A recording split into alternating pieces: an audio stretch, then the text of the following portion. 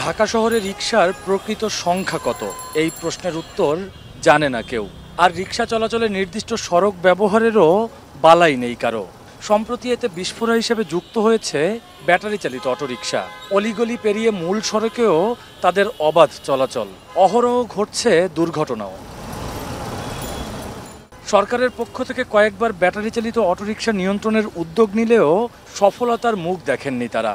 এমন প্রেক্ষাপটে এবার বুয়েটের তৈরি অটোরিকশার অনুমোদন দিতে যাচ্ছে 2 সিটি কর্পোরেশন। শেকড় থেকে শিখরে। সকালে ঢাকা উত্তরের নগর ভবনে প্রশিক্ষণ কর্মসূচির উদ্বোধনে উত্তর সিটির প্রশাসক জানান, আগস্টের প্রথম থেকেই চলাচল করবে নতুন এই রিকশা। বর্তমানে অনিয়ন্ত্রিত রিকশাকে ধাপে ধাপে নিয়ন্ত্রণে নিয়ে আসতে চায় 2 সিটি কর্পোরেশন।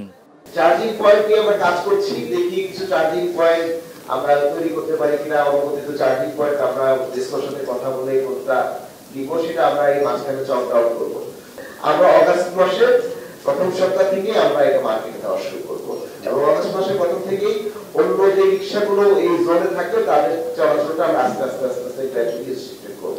প্রাথমিকভাবে ঢাকা দক্ষিণ সিটির পল্টন ও ধানমন্ডি এবং উত্তর সিটির উত্তরায় বুয়েটের তৈরি 3 চাকার ব্যাটারি চালিত ই রিকশা চলবে বলে জানায় এলজিআরডি উপদেষ্টা। 2 সিটিরই ঢাকা দক্ষিণ সিটি কর্পোরেশনের অধীনে পল্টন এবং ধানমন্ডি অঞ্চল এবং উত্তর সিটি কর্পোরেশনের অধীনে উত্তরা, এই 2টা অঞ্চলকে দিয়ে আমরা আমাদের কাজটা শুরু করব। এটা কখনোই আনলিমিটেড হবে না। এখন যেরকম কোনো নিয়ম নেই, তো আপনি চাইলেই কালকেও 10,000 রিক্সা ঢুকিয়ে দিতে পারবেন ঢাকায়। তো এটা আমরা প্রত্যেকটা জোন ওয়াইজ নির্দিষ্ট থাকবে রিক্সা এবং ওই রিক্সাগুলো ওই জোনেই চলবে। 3 চাকার এই রিক্সা সর্বাত্মকভাবে চালু করতে পারলে ঢাকা শহরের পরিবহনকে শৃঙ্খলার মধ্যে আনা সম্ভব হবে বলেও আশাবাদ জানান সংশ্লিষ্টরা। রকিবুল রাহাত, এখন ঢাকা।